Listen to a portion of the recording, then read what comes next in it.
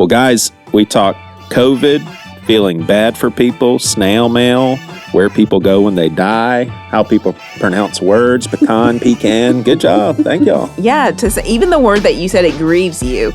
Like, I don't feel sorry for them. It grieves me when life is hard for someone. As an introvert, I love every part of this journey. You mean I don't have to be around people? Yeah. And I still get to get my job done? Great. But when you're talking about the ice cream, nobody says butter pecan. They say butter pecan. I do. You're right. You're right. You just blew my mind. Right? Yeah. Last time you'd asked me to do the welcome to Seacoast podcast. What's that? Last time you'd asked me to do one, and then I went and listened to it, and I'm like, man, that was lame. You didn't like your... Yeah, I was like, that was so like non-energetic. Well, I put you on the spot. Do you want another shot at it, Luke? Sure. All right. Luke's going to welcome everybody to the podcast, everybody, because this is your do-over. You did not like how... So you just didn't have enough energy is what you're saying? You only get the second time. I think it was very much like a... Yeah, like you said welcome, and I was like, I was almost like, is that a practice or like, oh, we're live. That was done. Yeah. Like, okay, I was like, I mean, Lynn reached out to me after that recording and said, I really don't think Luke should record with us. Period. Not the intros, but just at all. Yeah. I would not have blamed her. And Joey said he would give you one more chance. So this is actually your second chance for two things. Yeah. All right. The intro and just no being on pressure. the podcast. I'm taking notes right now, just how you do this one line. Oh, he's drinking water. He's prepping for it. Luke. Do you want me to slap you in the face, like psych you up? Mm-mm. All right, hit it. Let me swallow now. Hey everyone, welcome to the Seacoast podcast. Things you won't hear on Sunday. Bam! There you go. Heck yeah. Now, I will say, I've never heard Luke talk that way. There you go. Always something new. That's amazing. Well, it's going to be fun. This is what I call a full host episode. So the four of us are just going to sit here and talk about a bunch of different stuff. It's funny, too. Podcasts, I've heard some podcast listeners say that they prefer these talks over the guests. Now, some people would say the other way around, that they really like the guests, but there's some people that they dig these sorts of conversations. Are you aware of what's going on in the theaters with Chosen? Because you're like super invested. Well, I went to go see it on Sunday night. Sunday night, okay. Yeah, when I got back from the mountains. Gotcha. So tell me how it works. I was talking to my parents because they're excited to go see it tomorrow also. I've got 3 more episodes in season 4. So do they play all the episodes back to back to back to back? Yes. So what the one that came out last Thursday or Friday was the first 2 episodes of the season. So they literally play them as the episode. So you watch it like you would watch the intro as it plays. You see the episode and then it ends. And then the second one plays right after that. So the first one was the first 2 episodes, and then the next 2 releases will be 3 episodes.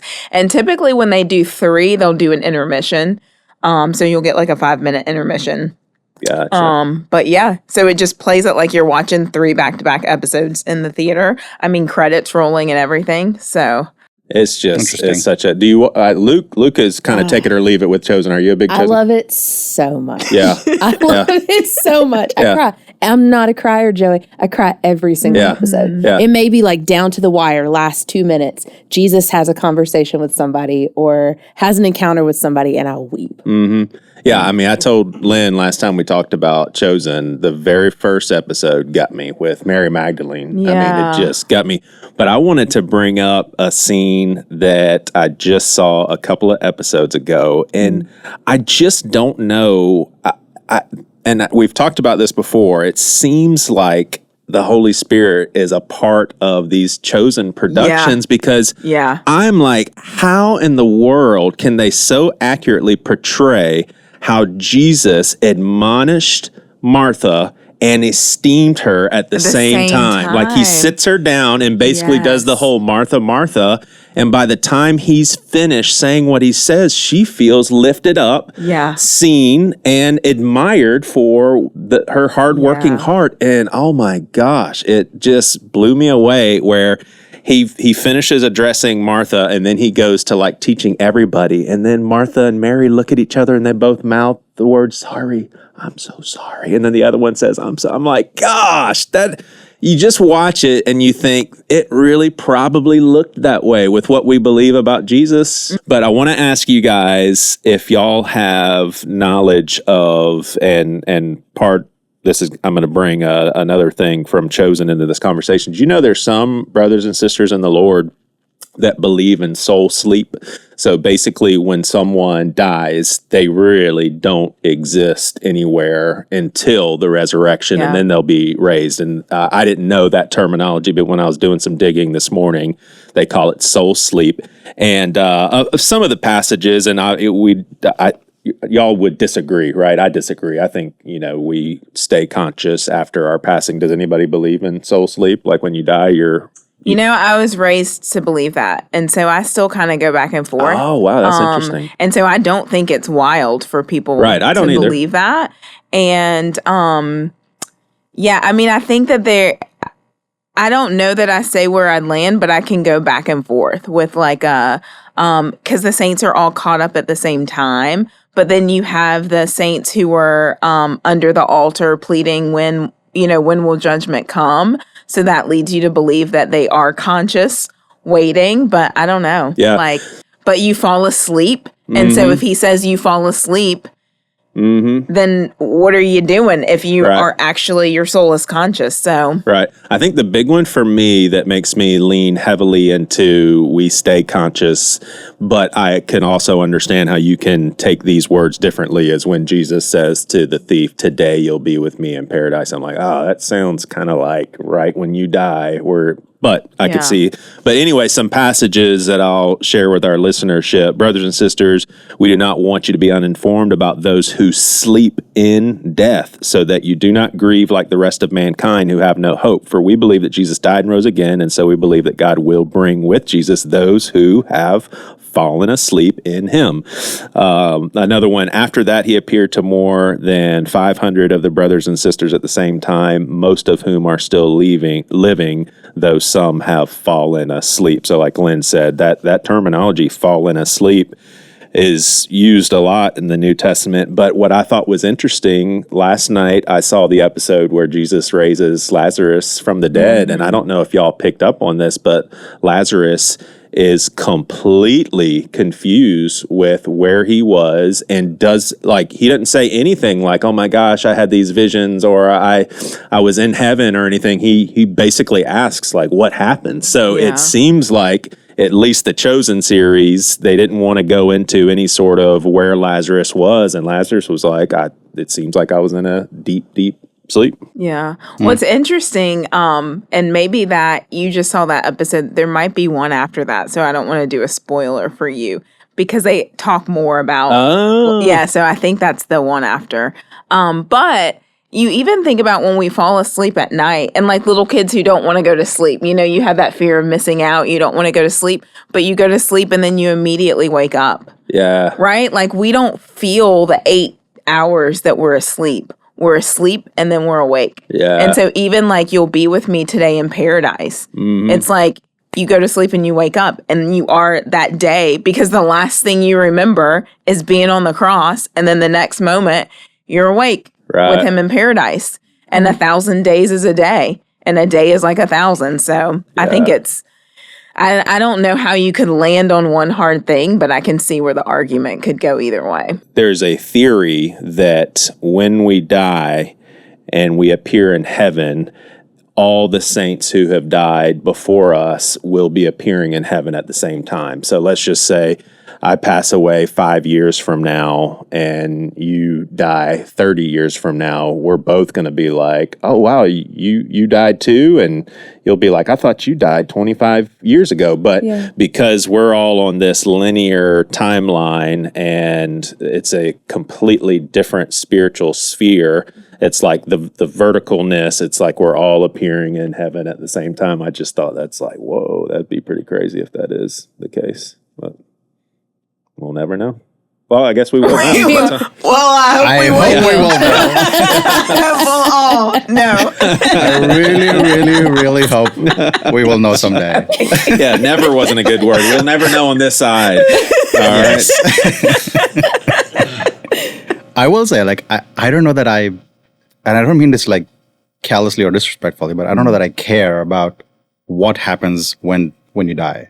In this regard, about what we're talking, because in our flesh, obviously, as believers, we know that we have hope for what's to come and eternal life.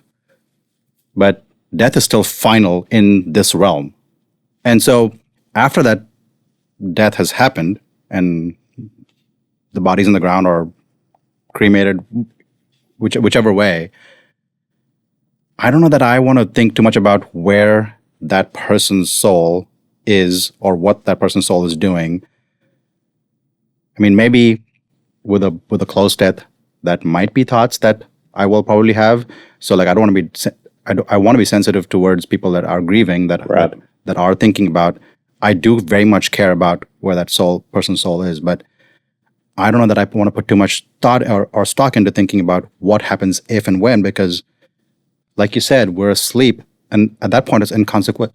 It's inconsequential until we rise again, and then it won't matter what happened in between. Yeah, at all. It's almost like right now it doesn't concern us where someone. I mean, it really doesn't. Right, like we're still living, and so they have moved on, and they're whether they're asleep or conscious right now. The important thing is where they're gonna spend eternity. Right, and so in the waiting, I mean, I hope they're having fun while they're waiting. Yeah. Or whatever that looks like, but we have no comprehension of it, so I don't want to spend too many. My brother recently converted to Eastern Orthodox, and they actually pray for people who've passed away. Like they feel. I used to see that as a Catholic thing, and how that's wrong, but they definitely believe in a lot of spiritual activity post death, that prayers are effectual, but too much to get into right now. So we got a lot of little things that I want to touch on. I actually sent you guys beforehand, which you're never required to look at, and you prefer not to. I didn't even look. Not to. I saw that you sent us something, and I was like, I'll read that later. And then when I sat down, and you're like, you sent us the thing, and I was like, yeah, I didn't read it. I actually glanced at it as soon as it came, and I was like, this is cool, because I would love to think about it. I was like, yeah, that's a really cool topic. Or it's like, this was like, I don't really, care for shopping much at all. But yeah, it was super helpful. Yeah. All right. Well, I just think this is crazy how very basic words we pronounce differently. Some people will probably think this conversation belongs on a Seinfeld episode, and that's fine. But I was at All Staff. Courtney Suggs on staff at Johns Island, her and her husband, I consider them buddies. I really love them both a lot. And the word DATA was kept being said, and we were talking about those sorts of things and systems and all that. And I just turned to her. I said, how do you say that word? And she said, data. I was like, I have said data my whole life. It's shit. Why do some people say data and data? And I've got a few words. You also have data. Data? Mm-hmm. Is that a lot of Europeans and Australians will say data? Data. Is that just more of an accent thing, or probably? Yeah. So I've got a few words that I want to throw out y'all's way and see how y'all say them. But the data. I don't know how official this is, but I looked up all of these words, and for that word, both pronunciations are completely acceptable. So in other words, it's a dual pronunciation. Did you look it up on Google or in a dictionary? I think it was I think it was an online dictionary. Okay. Yeah. How do you say it? Data. Data. Data. Data. Data. Data. Data. So it's half and half right now in this room, even. Yeah, there you go. There you go. All right. How about the war in the late 60s, early 70s? And there's a humongous monument in Washington, D.C. with hundreds of thousands of names. The Asian country? Yep. Vietnam. You say Vietnam? Vietnam.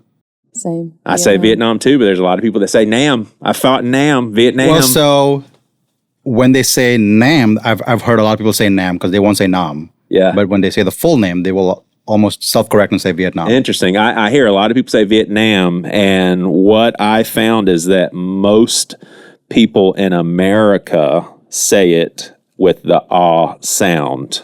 So that is the most prevalent pronunciation is Vietnam, but some people say Vietnam. So this one is funny because I always think about my grandfather, but the sort of, I'll just say pecan or pecan. So my grandfather would say, he would use a foul language like Hell, man. When people say pecan, he's like, that's something that you pee in. But then he would say piss, oh man, it's something you pee in. It's a pecan. I say pecan. What do you say, pecan or pecan? Pecan. Pecan? Pecan. Pecan? Definitely. Really? Yeah. It's a pecan It's a pie. pecan. Yeah. Like pecan, it just kind of sounds like you're like too good for people. Oh, have a pecan. I know that's not the case. It just sounds like some well-to-do person that says, Sounds pecan. highfalutin, I think you know? pecan is very southern, and pecan is not southern. That's funny. I would think I the think opposite. it's the opposite, but you brought up a great point. When I did a little bit of digging, they said it's surprisingly not a regional thing. Interesting. Like there's no regional effect to that word. But yeah, I would have thought pecan. That's how we say it in the we eating South. the pecans. Yeah. But when you're talking about the ice cream, nobody says Oh, you're butter right. pecan. They say butter pecan. I do. You're right. Oh, You're right. You just blew Strange, my right? mind. Yeah. butter pecan. That's Yes. true. Everybody says butter pecan I've ice cream. said butter pecan. I'm gonna say butter pecan because I'm not Nobody gonna say but Luke pecan. says You better Yeah, butter pecan. yeah, butter pecan. butter pecan. It's not that great of an ice cream anyway, so we don't need to It's- talk about it, you know? That's so interesting. I stand by that. Some of them pretty good, but yeah. All right. So how about I'm pretty sure it's a fruit that you put on salads, and there's cherry types. You call it a cherry. Oh, yeah. Tomato. Tomato. Same tomato. That's another one where it seems like what do you think you're better than other people? You say tomato. I've literally never in my life heard an actual person say that outside of like it being the conversation. Do you say tomato or tomato? And somebody says tomato. They're saying it as an option or the song or like I've never heard an actual person use that. Yeah, I've actually heard a lot of chefs say it tomato. Really? on like chef shows. Oh, chefs. Yeah. I was like, how many shows, chefs do you know? Cooking shows where they're like they'll say tomato. Yeah. So I'm pretty sure with this one, there is a pretty significant distinction in how people in the States say it. We say tomato, and then people in England say tomato, which Yeah. I can kind of see that. Oh, put some tomato in the salad. Was that a good British accent? It was something. It was something. All right. So Lynn and I guess this will have been 2 weeks ago on the podcast release, but we talked to Lisa Harper, who wrote a book on theology, and that book is sitting over there, and I had it with me and just noticed all the, what do you call them when you fold the little corners? Dog ears. Dog ears. I mean, I had it all marked up and everything because I was not only reading it and trying to learn, but also prepping for a conversation. And y'all, I want to I'm a big time reader. Like I think I told Lynn I have a goal of reading 100 pages a week. And if I run into a really good book, then I'll get way ahead. Right now, I've read what I've needed to read up until June. That's how weird and OCD I am about reading. But I have not graduated into a digital reading device. I just like holding a book. But Yeah. I'm starting to think, I'm 47. We've got 5 years left with our youngest. And I'm starting to think empty nesting, downsizing, probably living in a smaller house. And I don't want to keep accruing books because some books I'll read and I'm like, I like it, but I'm never going to go back to it. I can give it to Goodwill or pass it along to somebody else. But then there's some books that I want to refer back to. And so I'm really thinking about getting a Kindle or reading device maybe for Christmas and start going that route, because I also like the thought of just having all your books in one place digitally. Are you guys big time readers? Yes, I'm in a season where I'm not reading as much, but yes. Yes. So do you have a Kindle or something? I don't. And I've been going back and forth. I even have a Kindle saved in my Amazon. It's not in the cart, but it's in the save for later. I've been going back and forth for 6 months over whether to get a Kindle or not. And I can't bring myself to it. The same thing, I don't want to keep accruing books. But my thing is, there's something about, I am a visual learner anyway. And I don't like taking notes I have the Kindle app. I've had that. So I've read a book on my phone. And when I had an iPad, it was essentially the same thing, Kindle app on the iPad. And I like to open the book and see where I highlighted, see where I made notes. There's something about that physical book that I just cannot give up. And I'm like, if I read it on the Kindle and then I buy the book, it won't be the same. If I'm like, I want this as a book because my notes aren't there, I haven't, like you open it and you're like, I know this is on the left side of the page down here. I just can't, I've been struggling with, do I go Kindle? Yeah. And I can't bring myself to, I don't know. Yeah, and I another thing for me when it comes to the device is I want to be off of technology. Like I want reading to be kind of an escape where I'm not on my phone, but I do think they make Kindles in a way where it's not the same as looking at your phone. It's not the same brightness. It's more of a neutral sort of deal where it could be akin to reading a book. How about you? Are you a big reader? It's one of my favorite things to do. Oh, so I got to know. Have you gone to like Kindle or you? I have. You have? Yeah. But I have. How long ago ish?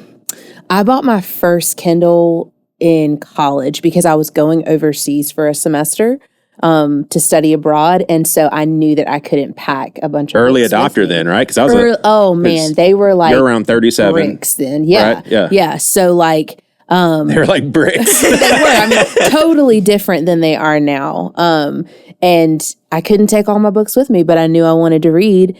And the beauty of taking the Kindle was that I could take, 5, 7 books, however many I thought I could tackle in a semester, and just took them with me, and it was great. And I have one now. I did buy a new one. I went a long time because I was an English teacher for 10 years. And so it was all about real books and a classroom full of books and bookshelves full of books. And just a few years ago, I finally returned back to the Kindle, and it's great. It's just convenient. I'll say that. You can take a bunch of books with you wherever you go. I bring it with me because it's a different kind of screen too, so I don't feel the conviction of I don't need another screen in my face. It doesn't even feel like a screen, but I'll take it to the doctor's office with me or when I drop my car off to get serviced. And instead of scrolling on my phone or twiddling my thumbs or not knowing what to do, I'll open up my Kindle and I'll read a few pages of my book. It's great. And I would imagine too, over time, after you make that purchase, isn't it a money saver? Like, don't you buy books digitally for like $5? I don't. So I put myself on that restriction. I don't buy books anymore. I used to buy a lot of books. Yeah. Now I'm just a tremendous fan of the library. Okay. And I use that. So you can download apps on your Kindle. I use an app called Libby, and I check out books from the library. I didn't even know that existed. On my Kindle, You rent books on your device. I feel like a grandpa here. Wait a second. You mean to tell me you don't go to the library and you just get that book right there? Right there. And when it's due, you don't even have to take it back. They just take it from you. It just disappears. It just disappears. Yeah. That is I was that person that I did not. Did y'all know that? Hundreds of dollars. Did y'all know that you rent books? I did not know that. I mean, I know you can rent movies, but I guess I should have just figured you could do that with books. So it's an investment and it pays for itself. Yeah. Wow.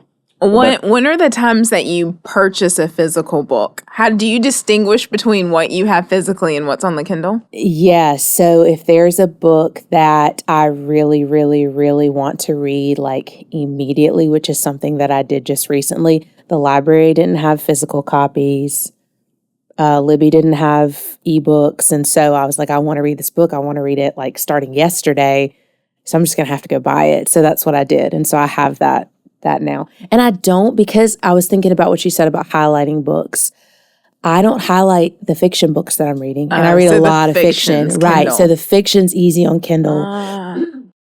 Biographies, Christian nonfiction, leadership books, anything that I'm reading like that, I want to be able to mark it. So if it's a book that I think is worth buying, I'll invest in it. But I had to cut myself off. It was a problem for a while there.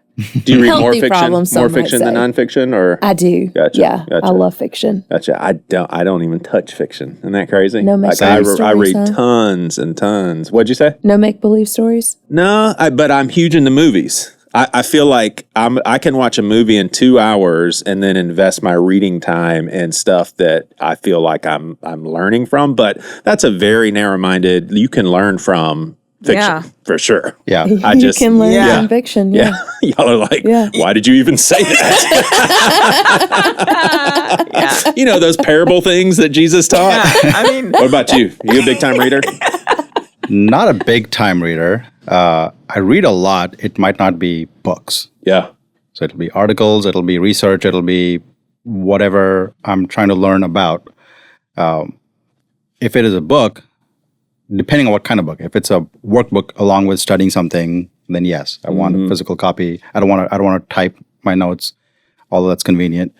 If it is a biography or a memoir, I am actually a huge fan of audiobooks, especially if it's in the voice of the person who wrote the book. Yes. Because now they are not just, you have emotions that are conveyed through their voice that are hard to comprehend or hard to even get from whether it's a physical book or an ebook of any kind. I love audiobooks for that, where the person who wrote the book is telling their story. I read recently that only, and I would imagine this is an American stat for people that live here, but there's only about 33% of the population that are regular book readers. Like it's becoming something that is less and less common because and especially think about our kids. They're being raised on quick little reels, that was very insightful. You know, you scroll through a few Instagram stuff and you read it takes 5 minutes. I know.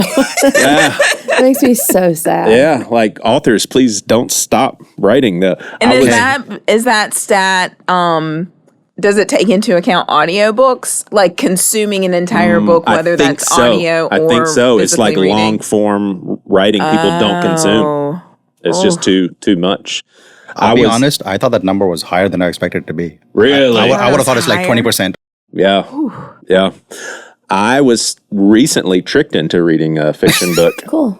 So, Like that time you were tricked into watching a movie? yeah. So it's called Chasing Francis, and I just read the description too quickly. I thought it was going to be a biographical deal. Is Lynn choking on a drink or laughing hysterical at me, or Probably both? both. I took the sip. As you said, I was tricked into it. And then you said I was reading the description too quickly. So you tricked yourself? Yeah, I just didn't read carefully enough. Okay. Oh, I love that Lynn is comfortable enough just to laugh hysterically at me. She's not laughing with me. This is at me right now. We're all laughing with her. At you. Well, if you're laughing with her and she's laughing at me, y'all are laughing at me. We are laughing. So it's basically I thought it was a biographical depiction of St. Francis, and I wanted to kind of learn about him, but it is a fictional story, and it's written by the same person that wrote it seems like one of the most predominant books on Enneagram, The Road Back to You? Do you know Ian Crone? Yeah. So he wrote this fictional story, and it's literally on a mega church pastor that has a faith crisis. And he has like some connections where he goes overseas and he learns about St. Francis and a different approach to his Christian faith. And it was really, really good. And I'm like, man, I'm glad that I didn't know it was fiction because I wouldn't have bought it. Did you guys ever, do y'all have memories? How old are you? Can I ask you I can ask you, but you don't have to answer. How old are you? How dare you? How dare you? I'm 39, about to be 40 this August. All right, so you guys are closer in age, and I think me and you are closer in age. Do y'all have memories of writing snail mail letters for actual correspondence? Like not sending a check to pay for something, but literally, how are you doing these days? Just reaching out. Like, do y'all have memories of snail mail letters? Yeah. Doing that? Yes. Yeah. Yeah. Yeah. Like college maybe, or writing grandma and grandpa, or? It was more cards. Our Okay. family, big Hallmark card people. Like we send cards for anything and everything, like thinking of you, not even just special occasions. So Yeah. a lot of that. But the days before cell phones, before everybody had cell phones, you wouldn't see your friends Right. all the time in the summer unless you lived close to each other. Uh-huh. So we would write each other letters Yeah. sometimes too. Yeah. I mean, I remember making a really good friend my freshman year at Winthrop, and I'm pretty sure I saved them. They seem like archaic, like you could put in a museum. Like we Yeah. corresponded over the summer. Yep. Checking in on each other In through college. snail mail. Yep. And what I don't understand is why didn't I just call his landline? Like that's just not what you did Yeah. for people that you didn't know super well. You wrote a letter. So do you have memories of snail mail Oh letter yeah, writing? through college. And so I mean, I even have a box that's full of letters and I'm very nostalgic, so I would keep things. But I did always write letters, friends that lived in the same city, and then going to summer camps. That's how I remember going to summer camp in high school, and that was when you would like wait in line at the payphone to call home with your calling card. And so I wrote letters home to my friends. They wrote letters back to me. Then college, same deal. I have letters that I wrote to friends back Still? and forth. Yeah. And obviously just the letter that I got back. But yeah, up until, I would say up until maybe junior year of college, I was still writing letters. Yeah. I will read letters that I received from my grandma or grandpa, and you can, at least me, I pick up on the fact that this person that wrote me, my grandma, has done this many times, because it's like there's a way that she starts, there's a way that she goes into some details, and there's a way where she wraps it up. It's like, oh, she's done this a time or two, because that obviously she grew up in a time where you did that all the time. How about you? You remember writing snail mail letters? Yeah. I'd say about I'm surprised, high by the way, school. with you two. I thought maybe being 10 years younger that y'all would be like, no, we never did that. until high school, early college, for sure. Yeah. In fact, letter writing was a class.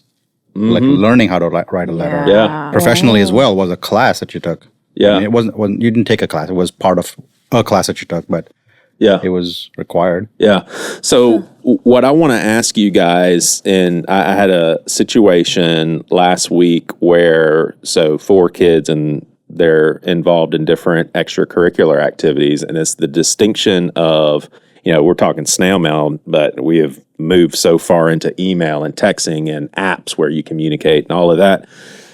I don't think that email, and there's no rules out there, but it seems like there's an unsaid rule that I at least live by, but I'm starting to recognize some people don't function this way. I don't think email should be used for immediacy sort of information. And I'll give you the example.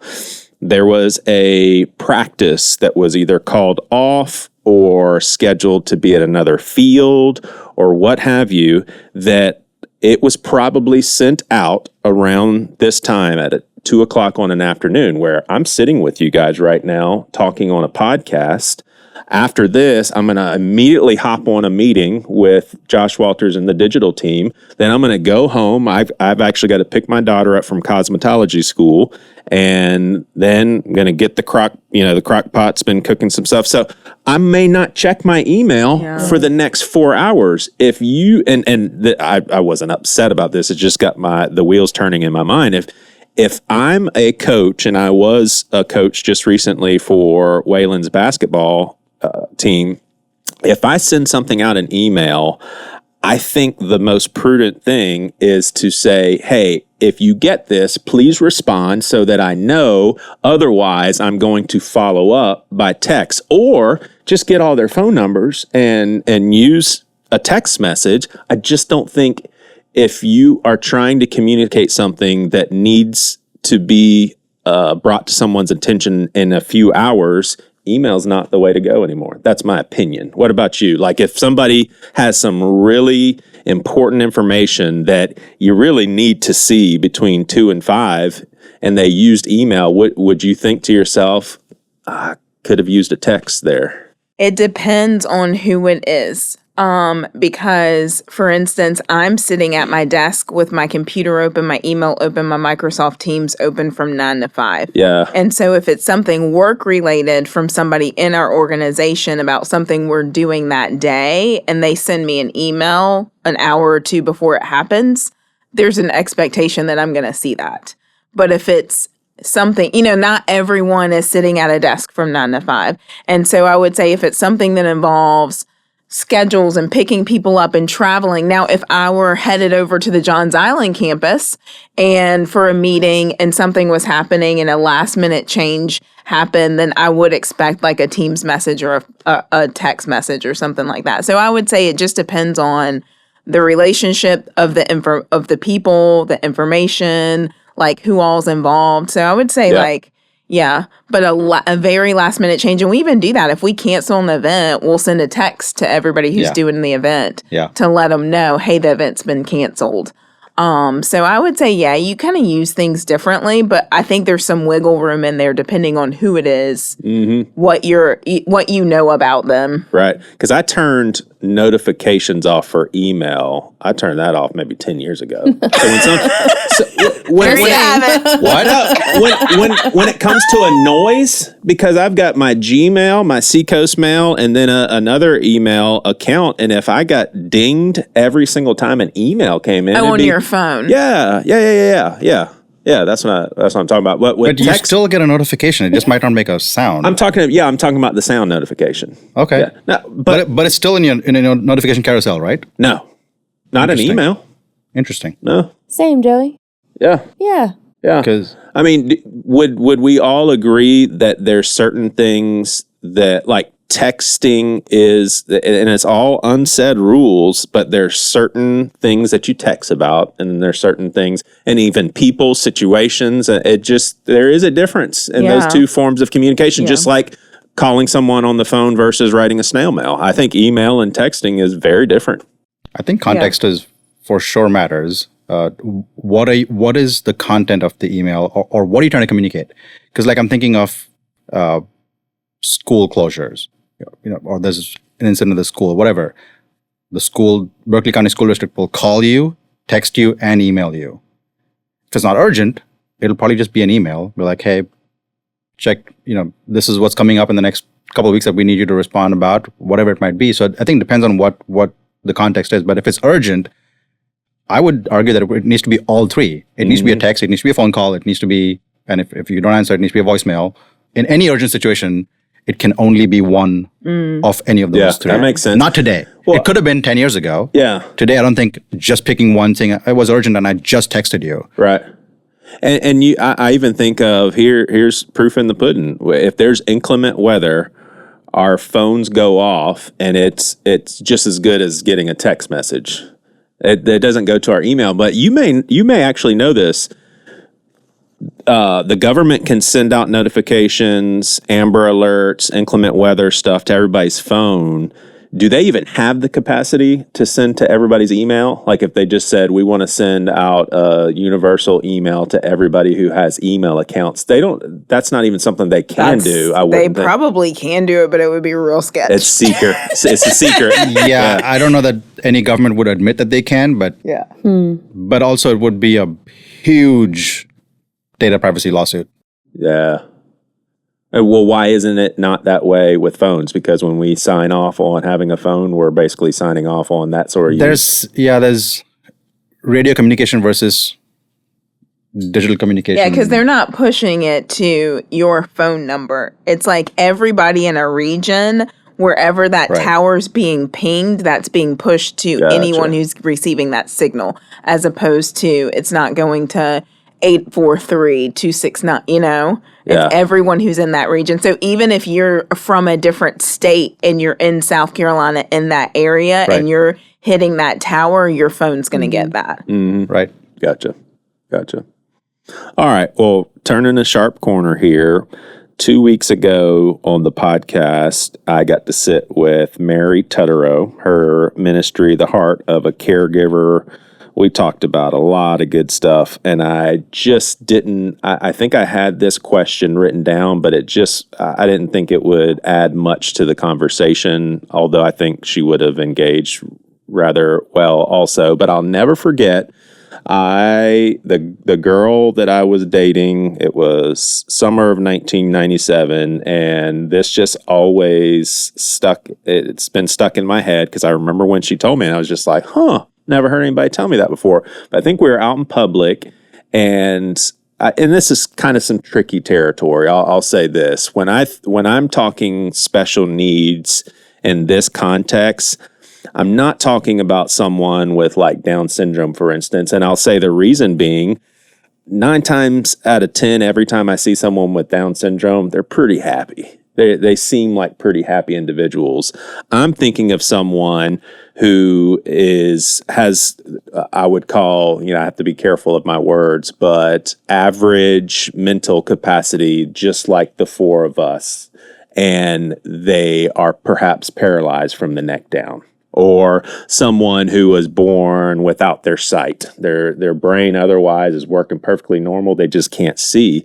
And I think I said something to my girlfriend at the time, like, gosh, that just grieves me. Like, I just feel so bad for that person. And she didn't bat an eye. And she was a very nice, she wasn't a callous person. And it didn't come across callous to me either. She said, you really shouldn't feel bad for people like that. They have a specific calling, and God has a specific plan for their lives. And, I think some people could maybe see that as like a little spiritual Band-Aid and, you don't have to have empathy, but that's not how she meant it. But I'll never forget when she said that. And I'm just curious, I wanted to ask you guys, would you say it's healthy, unhealthy, or neutral to actually, when I say I feel bad for that person?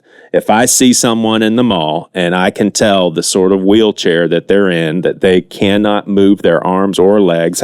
Have y'all heard of, I'll get into that here in a second. But when y'all see somebody like that, do you struggle with being like, gosh, I really feel bad for that person? And is that healthy thinking? What do you think, Bree? Man, Joey, I knew you were going to call me first. Do you feel bad for people like that? I think it comes naturally, but I wouldn't say it's a feel bad because that seems like a pity. Yeah. Mm-hmm. Yeah. And I don't think anybody wants anyone to pity them.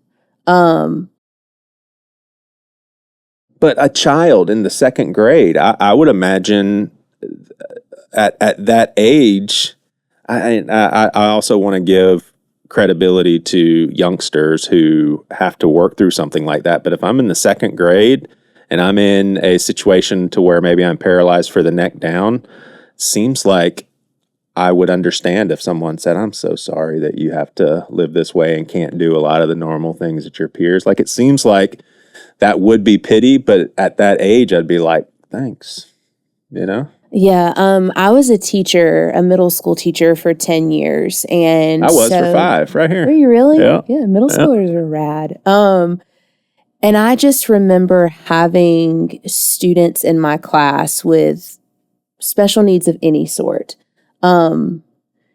And I know for middle schoolers, and this is all I can speak to because I don't have anyone in my family with special, I can't speak on it. I don't feel equipped from experience to speak on it, but I do know from being a teacher that those students, just like any other middle school student, just wants to be treated like everybody else. They don't want to be treated special. They don't want special treatment. They just want to be one of the guys and the girls in their class. But I remember grieving. They wanted normalcy, right? As much as they could have, those students. But I just remember being really sad over the fact that, like, life will always, and cut this if you need to, life will always be easier for me. Mm-hmm. It will always be easier than me, for me. The world is created in a way that makes it easy for me. And these students, whatever the need is in their lives, it will always be more difficult for them, and they will have to fight harder. And they will have to be advocated for, and they will have to advocate for themselves. And that's the part that made me sad. Yeah. Is that life, by default, blame it on whatever, sin, humanity. And you mean by sin in general, not necessarily something that person did. Yeah. No, totally. no. Oh gosh, no. I'm just saying that so listeners aren't yes, like, thank you. Bree's a jerk. Yeah, I'm like processing in the moment here. Yeah. And so I hope it's coming out right. But I just remember thinking that was the sad part for me. That's the part that I grieved for. Yeah. I want to hear what Lynn and Luke has to say too, but have y'all heard, and I don't know exactly how to pronounce his last name, I'll give it a whirl, but his name is Nick Vujicic. It's Vujicic. You know who I'm talking about? I do know who you're talking about. So was born in 1982, surprising his parents and doctors when they saw he had no arms or legs. It's a rare birth defect known as tetra-amelia syndrome. And this guy travels the world preaching the gospel. And I'm telling you, if that guy doesn't have ground to stand on as far as the legitimacy of his story and how God has quickened his heart, I mean, the dude had to figure out life not only being something that's eye-catching, that he just had to live his whole life, people like looking and staring, but oh my gosh, how hard is it to figure out life without arms and legs? And I mean, just basically how he carries himself and how he speaks, he certainly doesn't want people saying, I'm so sorry, Nick, that's so awful. Like, he actually, I think, sees it as this is a specific calling because I have, he wouldn't say it this way, I have a voice to speak on this, like hardships and life is hard because I'm proof of it, you know? What do you guys think? Do y'all feel sorry for people when y'all see that, oh man, they can't walk, or, you know, a kid that's confined to a wheelchair or an adult confined to a wheelchair? I mean, I think I do look at things that, and you look, just looking around at the world and things that are not as they were intended to be. And so you're like you said, like you don't, you don't want hard things for people. Yes. You want them to have fullness of life.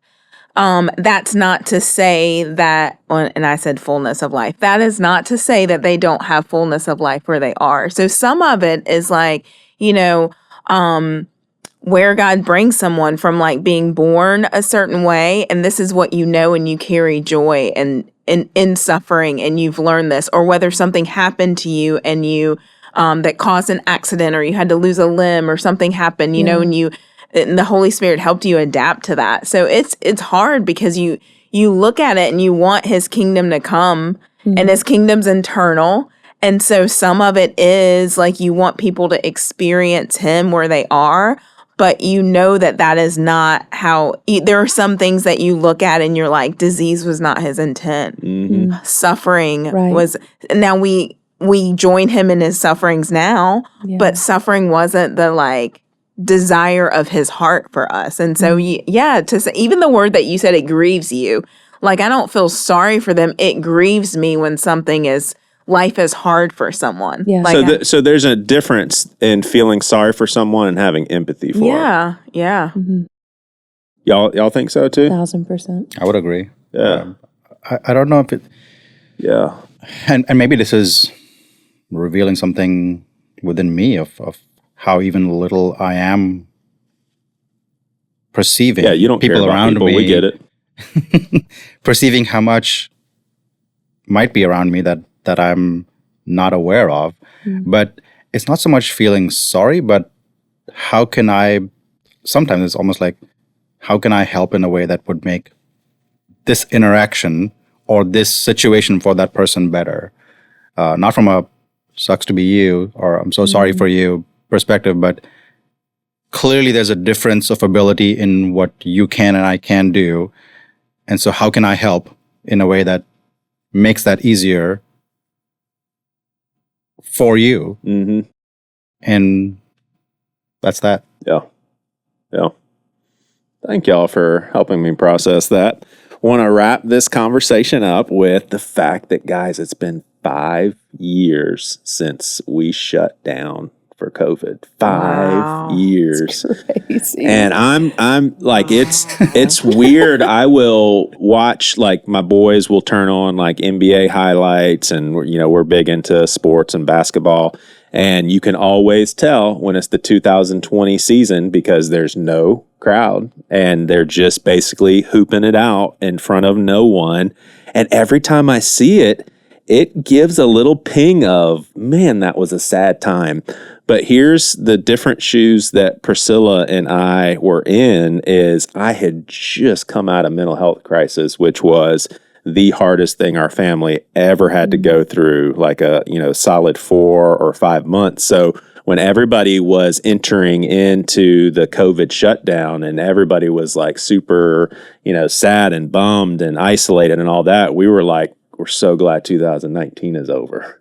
So it's almost like, I don't know if it was I think the government shut down around March. And March is when I still have some memories of not being quite right and some things being super heavy on me. It's still kind of coming out of that season, but definitely the hardest part was over. But still, when I see footage of like those NBA basketball games, man, it's kind of some sad times. How are you guys? The whole I'm an introvert, so I wasn't sweating not being able to hang out with people. It's like, hey, this ain't that bad, man. But it was a sad time. It was a real sad time. Yeah. I look back at it. It was, and I am an extrovert, as we have determined, and I live alone. And so that was and I didn't realize how much, like, I'm a hugger too. And so when you just miss physical contact with people. I never even realized, we do that 5 love languages, and physical touch is low for me on that assessment, but no physical touch at all. You're like, I started realizing things about myself, and maybe even just about humans in general during that time when you're like, yeah, that's why I don't like working from home. Right. Anymore. Like There was a topic of discussion that was circulating in how kids at school were being mentally affected by, and this is when they were returning, but they were all wearing masks. And it's like, these kids didn't know what their teachers look like. Yeah. They didn't know what their peers look like. Like, it was a real human development thing that this is unprecedented. You're not seeing people's faces, for crying out loud. Learning expressions when you're at that age where you're starting to learn. Right, because so much communication play. is. Yeah. How about you guys? How did y'all do during all that time? I am an introvert as well. And so I look back and I think, man, that was nice. You got to be home. But I also look back and I can see the regression of myself from the start of it until we came out on the other side in 2021. And just how this sounds like so hyperbolic, but it's not, like just feeling like a shell of who you were before everything shut down and having to recover from that. And that was my last year of teaching too, was the fall of 2020 when we came back. Yeah. Really? So I was doing the glass shields in front of my children on the desks and us having to like wipe down desks between classes. And it was a wild time. Like, I think back and it feels a bit like a fever dream in a lot of ways. Like, did that really happen? Yeah. Did we really put plexiglass shields in front of our students?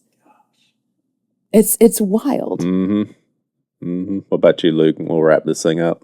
I think it was, as an introvert, I loved every part of this journey. You mean I don't have to be around people? Yeah. And I still get to get my job done? Great. I think some of what my team does, that actually was probably the most fruitful part of time, because our campuses were closed. So we could go in and do upgrades and installs and take longer think about that. and like actually give it the time we would like to give it, where usually it's like, hey, we just got to get it up and running Sundays tomorrow, And so it was very beneficial from that aspect.